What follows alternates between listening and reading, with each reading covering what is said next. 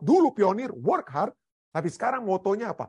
Work hard and play hard. Waduh, play hard. Apa artinya play hard? Kerja keras, tapi gunakanlah hasil kerja kerasmu itu untuk segala sesuatu itu yang untuk apa? Memuaskan dirimu. Play hard artinya pikirkan segala sesuatu yang dapat memuaskan diri Anda. Arti daripada materialisme itu apa ya? Pemusatan fokus kepada hal-hal materi daripada hal-hal intelektual atau spiritual. Kita dibuat bodoh, kita gantinya kita baca Alkitab, gantinya baca artikel yang baik. Sekarang kita cuma nonton TikTok ya. Intelektual kita berkurang, spiritual kita apalagi amblas. Pendeta saya kan cuma belanja sekali-sekali. Tapi mari kita lihat, apakah Anda sudah kecanduan atau tidak? Kalau Anda ingin mengetahui Anda kecanduan atau tidak, coba kita tanyakan 4 hal ini. Tetapi kita melihat daya tarik kita adalah satu hubungan yang erat dengan Tuhan. Dan itulah yang menyebabkan kita memiliki kepuasan yang sesungguhnya.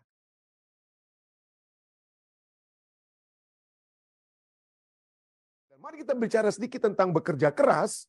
Dan kemudian jangan sampai bekerja keras itu menjadi berhala terhadap uang. Ya, memberhalakan uang. Nah, kenapa? Kenapa negara-negara seperti Amerika Serikat atau negara-negara Eropa Barat itu lebih maju pada umumnya? Pada umumnya ya. Ya sekarang mungkin ya ada China dan Jepang dan lain sebagainya. Tapi pada mulanya itu negara-negara Eropa Barat dan Amerika Serikat itu adalah negara-negara maju. Ya, yang kaya-kaya sampai saat ini ya. Kenapa mereka itu? Oleh sebab apa yang dikenal dengan istilah Christian ethics. Christian work ethic. Etika bekerja orang Kristen. Negara Amerika Serikat ini dibuat maju oleh pilgrim. Orang-orang yang lari dari Eropa karena penganiayaan agama. Lalu mereka itulah orang-orang Protestan. Yang itu sebabnya disebut Protestan ethic. Protestan work ethic. Mereka lah memiliki Protestan work ethic tersebut. Bekerja keras. Jadi orang-orang pionir-pionir di Amerika ini adalah pekerja-pekerja keras. Dan mereka membangun negara Amerika Serikat seperti negara Eropa waktu lalu itu ya.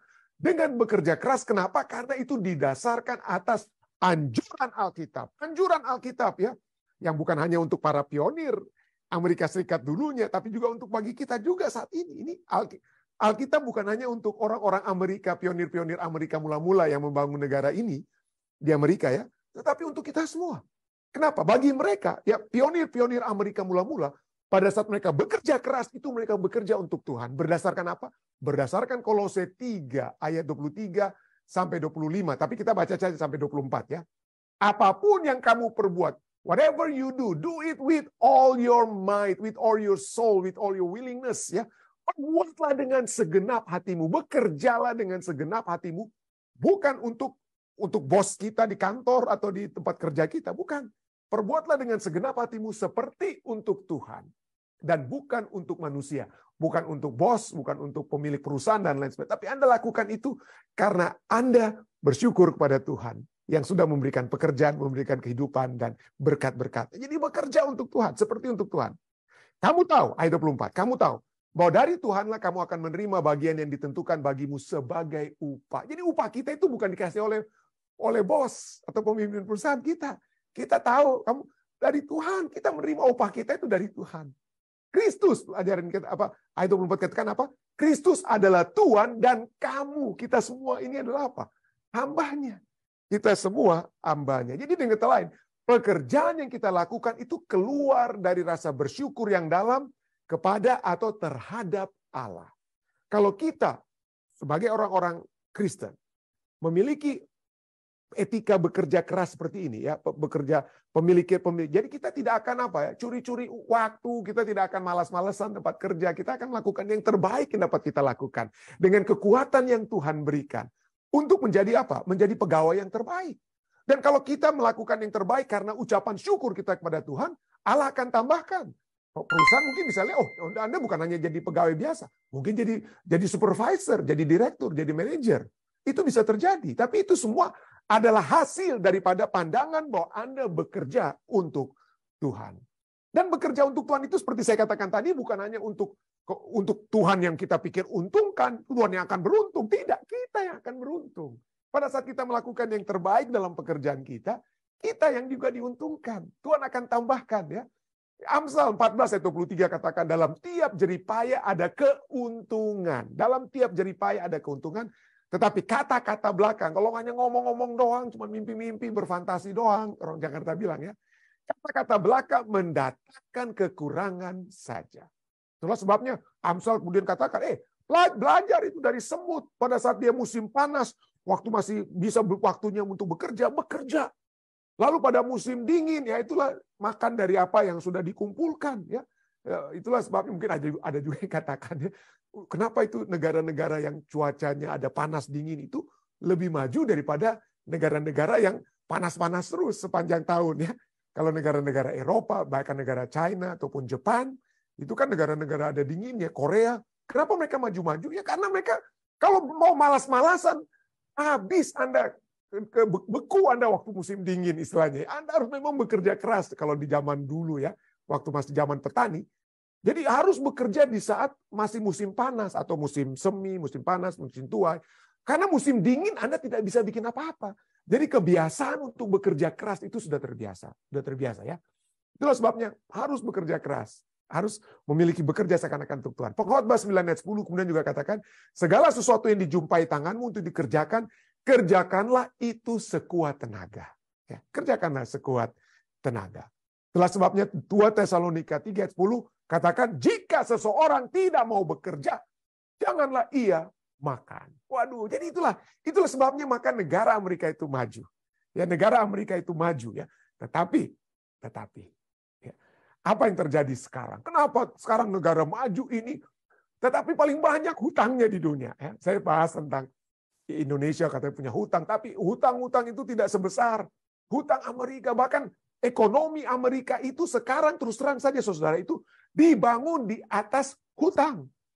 Bank-bank itu memiliki penghasilan terbesar kalau Anda berhutang pada mereka. Karena Anda akan bayar bunga yang besar kalau Anda menggunakan kartu kredit, lalu kemudian Anda cuma bayar cicil itu, Anda akan bayar bunga yang besar. Jadi bank-bank di Amerika, salah satu penghasilan terbesar mereka itu kalau mereka apa? Main di hutang. Amerika itu bikin hutang untuk biaya apa-apa, lalu negara-negara lain membayar, kalau ada yang ahli ekonomi mungkin lebih tahu lebih detail ya, membeli hutang-hutang Amerika itu. Padahal hutang-hutang itu nanti akan dibayar oleh penduduk Amerika ini punya keturunan sampai 7 ke 8 itu. Besar sekali hutangnya. Kenapa? Kenapa? Yang diutamakan sekarang, prinsip filsafat yang ada di Amerika itu, sekarang kemajuan itu bukan dari kerja keras. Terus terang. Kemajuan itu kalau Anda berhutang. Ada ahli-ahli investasi katakan, salah kalau Anda beli dengan cash atau apa. Berhutang sebanyak-banyaknya. Anda hutang, gunakan bangun ini, investasi hutang ini supaya Anda bisa bangun rumah lagi, beli lagi rumah yang kedua, beli rumah ketiga, berhutang kiri kanan.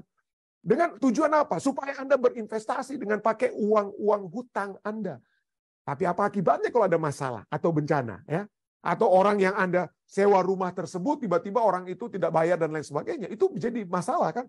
Jadi ada banyak hal-hal dari segi ekonomi Amerika Serikat ini yang didasarkan atas hutang itu bahaya sekali.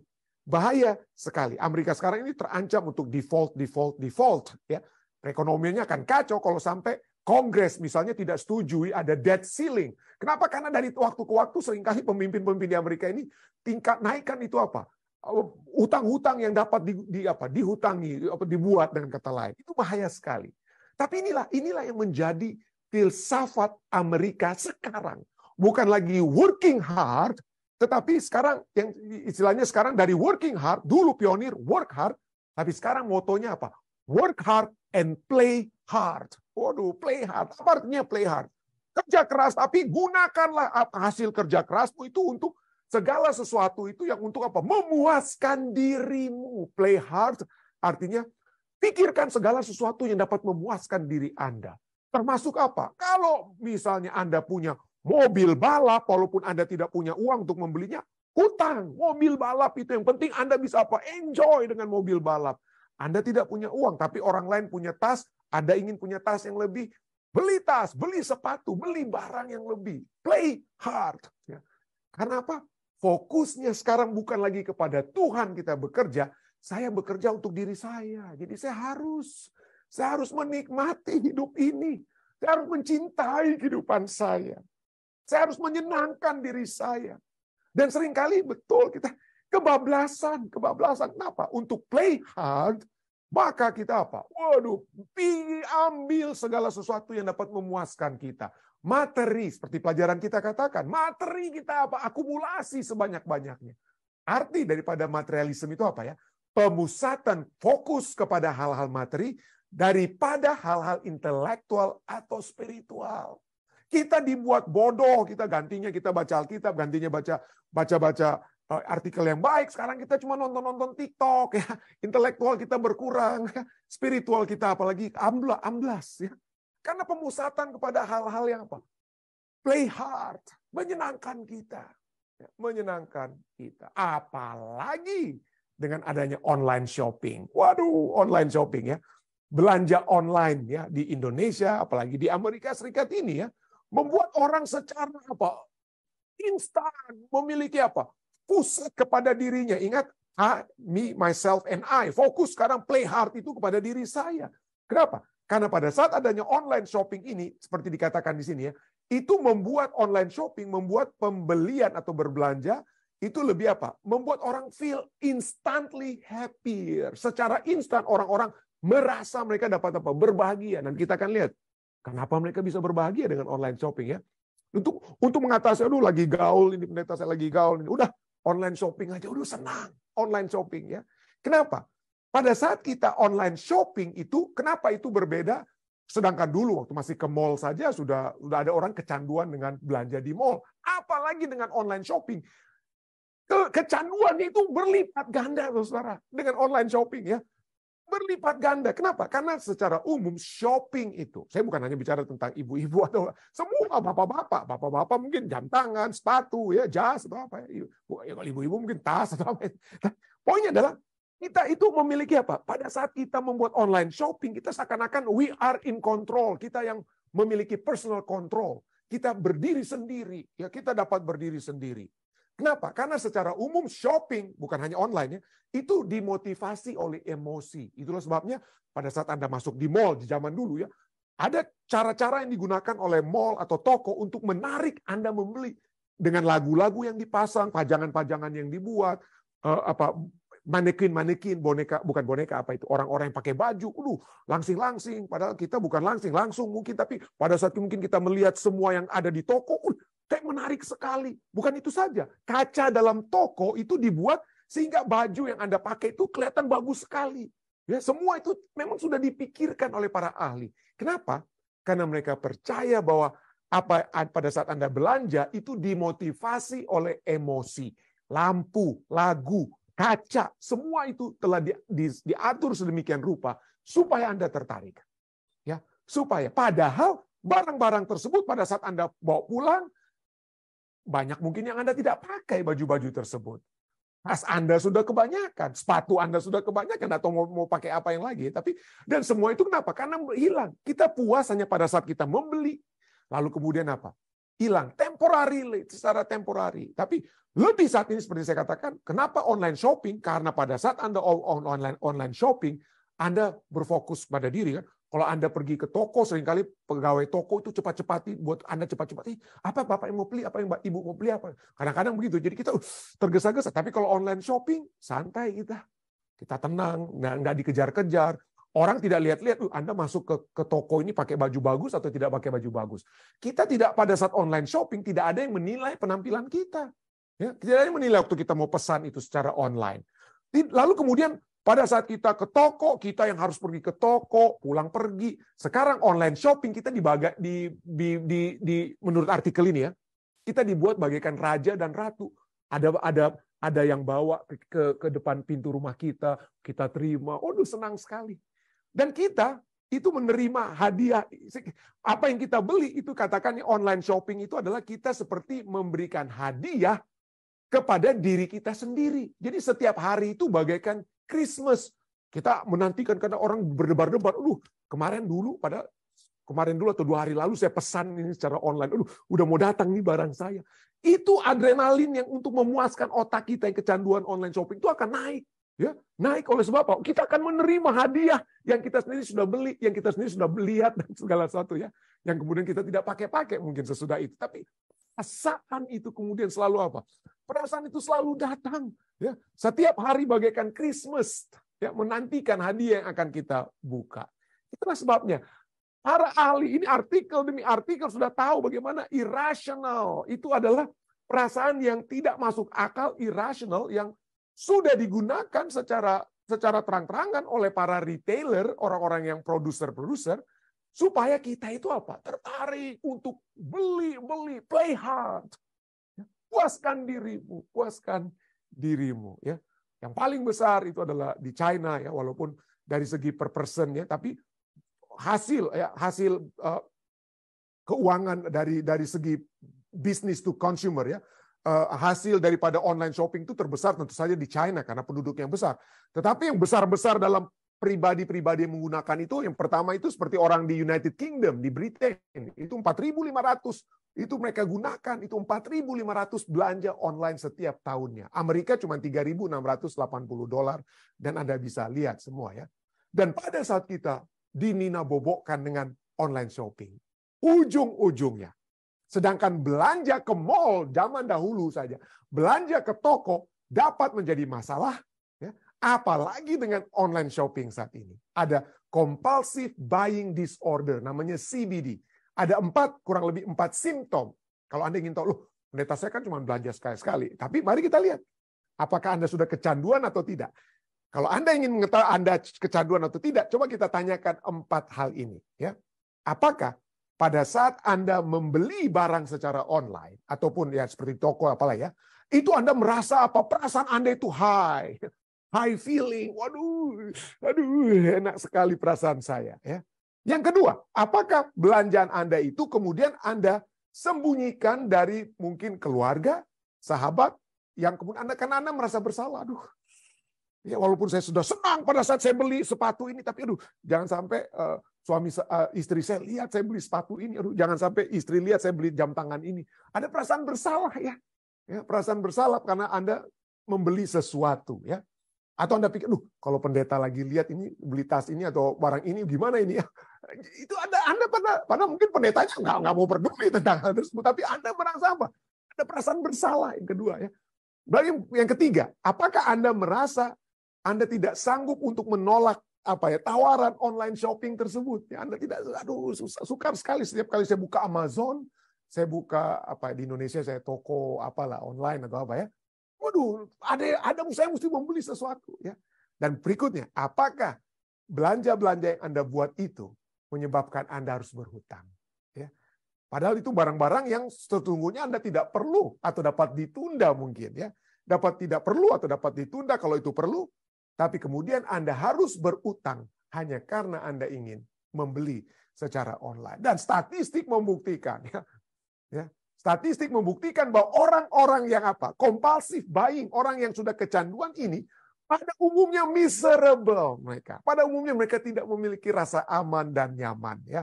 Rasa aman dan nyaman. Misalnya ini ada satu statement sini, 85%, 85 ya, 85% orang-orang yang kecanduan secara belanja online itu menyadari bahwa mereka itu ada masalah. Menyadari mereka ada masalah. Tapi itu sekali lagi, ini tidak bisa Tidak bisa, karena ini bagaikan dilingkar oleh jerat iblis, ya. Kenapa? Karena seperti saya katakan tadi, ada psikologis di balik psikologis di balik belanja shopping online. Apa itu? Yaitu seperti artikel ini artikel dari Youth Time, ya. The Psychology Behind Online Shopping. Dan salah satu statement yang dibuat dari Youth Time ini adalah apa? Bahwa ciri-ciri universal. Kenapa orang sampai suka untuk belanja? Kenapa kita harus jor-joran belanja, bahkan harus berhutang? Kenapa? Oleh sebab adanya iri hati. Kenapa orang lain punya, saya tidak punya? Berikutnya, apalagi selain envy? The desire to have more. Keinginan untuk memiliki lebih banyak. Keinginan lebih banyak. Berikutnya, the desire to have the same things that everyone else has, and so on. Jadi berikutnya, keinginan untuk memiliki hal yang sama yang dimiliki orang lain, dan seterusnya. Lalu berikutnya, ya, they are harnessed very effectively in today's online world. Semua keinginan supaya sama dengan orang lain, supaya Anda juga tidak ketinggalan zaman, supaya Anda memiliki hal yang dapat menjadikan perasaan Anda senang. Itu diketahui, being harnessed itu telah sangat dimanfaatkan dengan sangat efektif di dunia online saat ini. Tapi itulah ya, kita tidak bisa terbebas dengan gampang. Ya. Marilyn Monroe, bintang film Amerika yang terkenal zaman dulu ya, dia katakan, happiness is not in money. Jadi bagi dia nggak ada masalah tentang uang. Ya. But happiness is in shopping. Tapi akibat pernyataan seperti inilah menyebabkan kita itu berhutang. Ya. Kenapa? Karena kita tidak punya uang, tapi kita maunya shopping. Kita tidak punya uang, tapi kita maunya shopping. Kita tidak bekerja, kita tidak memiliki pekerjaan yang pemasukannya cukup untuk pengeluaran yang kita keluarkan. Tidak. Ya. Karena keinginan-keinginan diri kita. Itulah sebabnya saya sudah buat kutipan ini tadi malam. Ya. Menurut Earl Wilson punya kutipan. Ya. Today, there are three kinds of people. The have, yang pertama the have-nots, and the have not paid for what they have. Dengan kata lain, hari ini, pada saat ini, ada 3 jenis umat manusia. Yang pertama adalah mereka yang memiliki. Itu orang-orang kaya, ya, memiliki barang. Ya. Yang berikutnya, mereka yang tidak memiliki apa-apa. Yaitu orang-orang yang tidak memiliki barang atau orang miskin. Ya. Jadi pertama adalah mereka orang kaya, orang miskin, orang kaya yang memiliki, orang miskin tidak memiliki apa-apa atau tidak memiliki banyak. Ya. Dan yang ketiga ini mayoritas. Apa itu? Mereka yang belum membayar apa-apa yang mereka miliki. Kenapa? Mereka sudah punya barangnya, tapi masih dalam hutang. Dalam bentuk hutang. Itulah sebabnya pengetahuan itu sudah banyak diberikan, tapi tetap saja kita seringkali apa? Kita tetap saja tidak apa? Tidak bisa mengalahkan. Kenapa? Karena masalah keuangan ini, itu bukan masalah knowledge. Tapi masalah apa yang kita buat sehari-hari. Apa pilihan-pilihan yang kita buat. Kalau kita mulai dari sedikit demi sedikit ya, research tadi katakan ini mulai kalau Anda sudah mulai antara 18-24 Anda sudah jor-joran untuk beli-beli barang di umur Anda 18 ke 24. Kenapa 18 di Amerika? Kalau 18 itu anak-anak muda kita itu sudah bisa mulai kerja boleh bisa kerja mereka ya, bisa menghasilkan uang sendiri ya. Di bawah 18 boleh tapi harus ada surat dari sekolah dan lain sebagainya. Tapi kalau Anda sudah 18 Anda sudah punya uang sendiri. Dan apa yang sering terjadi? Waduh, begitu anak muda kita masih di rumah, ya tinggal dengan kita, tidak banyak pengeluaran, tapi punya uang, wah mulailah mereka apa? Belanja. Jadi akhirnya itu menjadi kebiasaan, menjadi behavior ya antara 18 sampai 24. Dan kalau itu tidak direm ataupun diberikan nasihat yang sesungguhnya, maka itu dapat menjadi bahaya. Ya. Menjadi bahaya. Kenapa? Karena manusia secara alamiah itu tidak pernah merasa puas. Kepada Adam dan Hawa Tuhan sudah katakan semua pohon boleh kamu apa? Kamu makan hanya satu. Tetapi apa yang setan katakan pada Adam dan Hawa? Kamu akan menjadi seperti Allah. Kamu akan menjadi seperti Allah. Lalu kemudian dikatakan apa? Firman Tuhan dalam Kejadian 3. Hawa melihat dan menarik hatinya buah tersebut. Lalu dia mengambil dan memakannya. Seperti sekarang ya, kita lihat, waduh online shopping, ingin beli dengan kartu kredit yang kita tidak tahu kapan kita mau bayar. Ya. Kita tidak akan merasa pernah puas. Ya. Pengkhotbah juga sudah nyatakan ini. Pengkhotbah 5 ayat 10 sudah katakan dengan bertambahnya harta, bertambah pula orang-orang yang menghabiskannya. Dan apakah keuntungan pemiliknya selain daripada melihatnya? Jadi dengan kata bertambah harta, bertambah pula orang-orang yang menghabiskan. Artinya kita ingin more and more. Ada yang katakan ingin menjadi kaya bagaikan minum air laut, air asin. Kita tidak akan pernah puas. Tidak akan pernah puas. Kenapa? Karena pengkhotbah. Ini Raja Salomo ya, kaya sekali, semua materi, semua barang, apa saja barang yang bergerak, yang tidak bergerak, termasuk istri yang bergerak, yang banyak sekali itu. Dia punya yang lebih daripada siapapun di atas dunia ini. Emas, perak, dan lain sebagainya. Tapi dia kemudian dalam kitab pengkhotbah, dia katakan apa? Sia-sia semuanya. Sia-sia semuanya. Kenapa? Pada akhirnya ini yang dia katakan. Dalam pengkhotbah 12 ayat 13. Akhir kata dari segala yang didengar ialah, takutlah akan Allah dan berpeganglah pada perintah-perintahnya. Karena ini adalah kewajiban setiap orang. Kepuasan hanya ada di dalam Tuhan. Kepuasan hanya ada di dalam firman Tuhan yang mengajak saudara dan saya. Hey, Mari kita bekerja untuk Tuhan. Melakukan yang terbaik, bekerja keras untuk Tuhan. Kalau Tuhan mempercayakan kekayaan, biarlah kekayaan itu dapat menjadi berkat yang Tuhan berikan untuk disalurkan kepada orang lain. Dan berikutnya dikatakan, biarlah kita berdasarkan firman Tuhan, tidak melihat materi-materi dunia ini sebagai daya tarik utama kehidupan kita. Tetapi kita melihat daya tarik kita adalah satu hubungan yang erat dengan Tuhan. Dan itulah yang menyebabkan kita memiliki kepuasan yang sesungguhnya di dalam Tuhan. Saya bawa ini dalam nama Yesus. Amin.